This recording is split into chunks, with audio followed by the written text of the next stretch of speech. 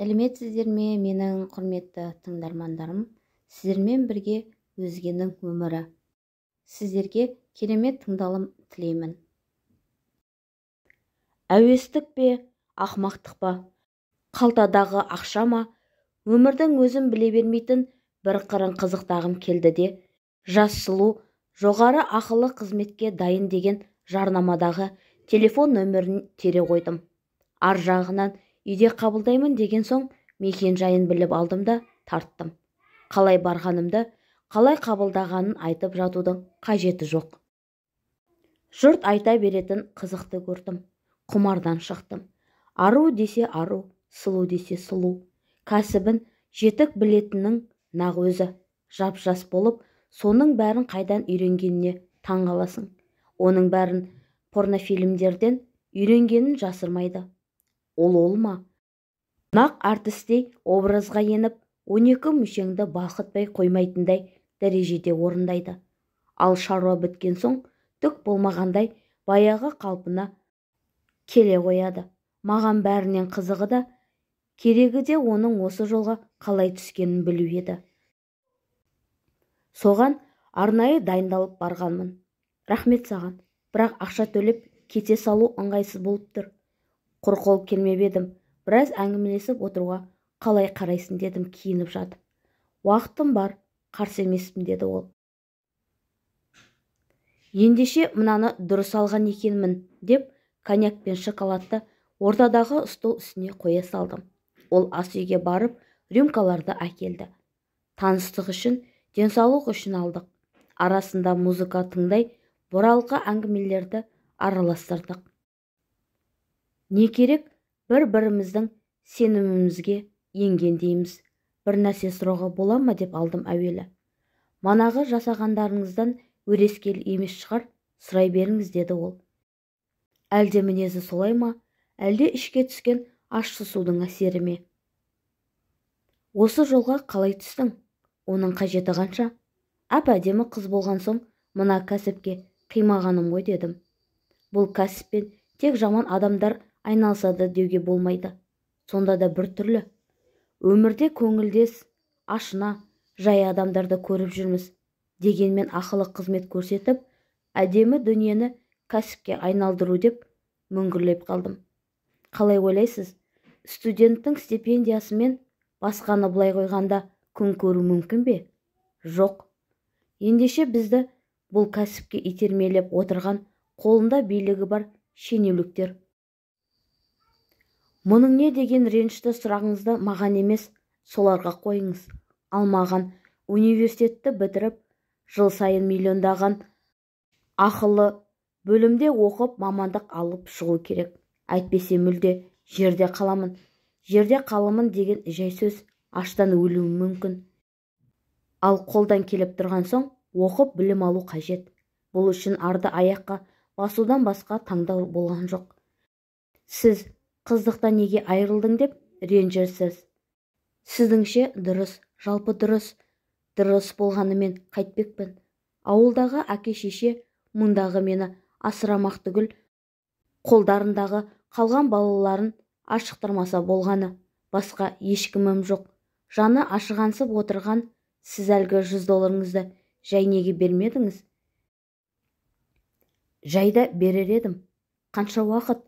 Мен 4 жыл оқиды екенмін. Одан кейін тағы да 2 жылдық магистратура бар. Сонша тегін асырап, киіндіріп тұрар медіңіз? Енді қолдан келгенше деп мүңгірледім. Солай ма? Ал мендей студент қыз қаншама? Ашы шындықты айттың. Қолдан келер қайран жоқ. Жарайды, басқа әңгімеге көшейікші дедім, ішім удай ашып. Қиналмай-ақ қойыңыз. Қазақ қыздарын көз көрмек түгілі құлақ естімеген, жаман кәсіпке жапай итермелеген сіз емессіз. Және оны болдырмау түгілі тежеу енді мүмкін емес. Бәрі әлеуметтік теңсіздіктен туындайды. Қалап алған жолымыз болған соң көретініміз осы. Бәрінен өкініштісі, әлсіздің үнемі қорлық көретіні. Я дедім, мұрным астына мүңгірлеп. Мені осы жолға салған күнкөрістің тапшылығы да емес. Өйтіп-бүйтіп тамақ тауып жүргенмін алғашқыда. Ендеше сол жолдан неге айырылдың? Ол да оңып тұрған жол емес еді. Панфилов бағындағы мемориалға жұрттың гүл апаратынын білетінін шығарсыз. Иә, сол гүлдерді кешкісін адам аяғы сабырсыған соң жинап алып, басқа жерге апарып сатып жүрдім. Бұл іспен әлі күнге дейін жас студенттер айналысады. Қалай дегенмен де 7 нан табуға болатын еді. Бір күні полицияға ұсталдым. Тірек пунктіне апарды да қамады. Вандализм дейді, соттаймыз деді. Не керек, жылмаңдаған біреуі, айтқаныма көнсең, түрмеде қалмайсың деді. Жалындым, жыладым, болмады. Ақыры көндім, білесіз бе? Әлгінде сізбен болған уақытымда сізге ұнау үшін бар өнерімді салсам да, өзімді ләззат алдып қалдым. Ал анаумен болғанымда, құрысын ойласам болды, құсқым келеді. Өзі бір шегірткенің айғырындай ғана неме екен, және әйелдердің жағдайын жасамай сұққылай беретін өлі дүние дейтін бір дөрекі кісі екен. Жыныстық қатынасқа алғашқы түсуім екенін ақ жаймадағы қаннан-ақ біліп, бір қатынастан соң тиылу керек еді. Нақұрыс түні бойы үстінен түскен жоқ. Ертесіне жатақханаға әрең жеттім. Келіп жылап-жылап жатып қалдым. Содан ертесі күні тұрдым да өзіммен бірге оқитын жерлес досыма, сен сутенер болып клиент тап, мен жүзушілікпен айналысамын деп ашық айттым. Досым жаны жайсаң ашық жігіт, білетін ақылын айтып, жаман жолға түсуден қайтармақ болды. Бірақ мен болған оқиғаны бүкпесіз ашық айттым, көндірдім әйтеуір. Міне содан кейін осы кәсіпті бастадық. Алғашқыда қиындау болды. Әйтсе де уақыт шыңдады. Қазір міне кәсіпқой жезөкшемін. Қыз өзін-өзі мазақ қылғандай мырс етті. Менде өліктің бетіне шіміркенбей қарауға еті үйреніп кеткен мүрдехана қызметкерлері секілдімін. Табыс жақсы шығар дедім. Шынымда айтсам, банкте депозитім бар. Мақсатым университетті бітіріп, шетелге жұмысқа кету. Сосын баспана, машина алып, жұрттың жалағысын естігенде сілекейім ақпайтындай дәрежеге жеткеннен соң, күйеу алса тием, алмаса баламды туып, өздігімше тәрбиелеймін. Білгіңіз келгені осы болса, кәсібім жайлы жасырғаным қалған жоқ. Ризамысыз? Рахмет.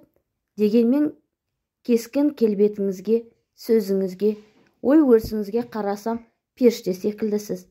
Ал мынауыңыз күнә ғой. Құдай өзі кешірер.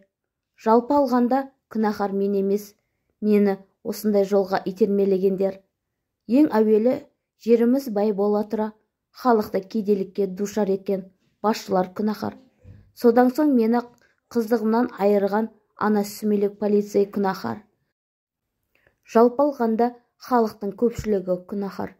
Әсіресе осының бәрін көріп, біліп жүріп, жоғары жаққа айтып, студенттерге жағдай туғызу керек деп айталмай жүрген ғалымдар, жазушылар, ақындар, жалпы зиялылар күнәһар. Ендеше қайтесіз? Егер Алланың бары рас болса, тозақ отына жалғыз жанатын мен емес. Өзіңіз де білесіз ғой, оның жақсы студент екенін, түбінде өзі айтқандай жетістіктерге жететініне сөз саптасынан ақ түсіндім де, небір жақсыны жылатып, тығырыққа тіреп қойған мына заманға іштей лағнет айттым.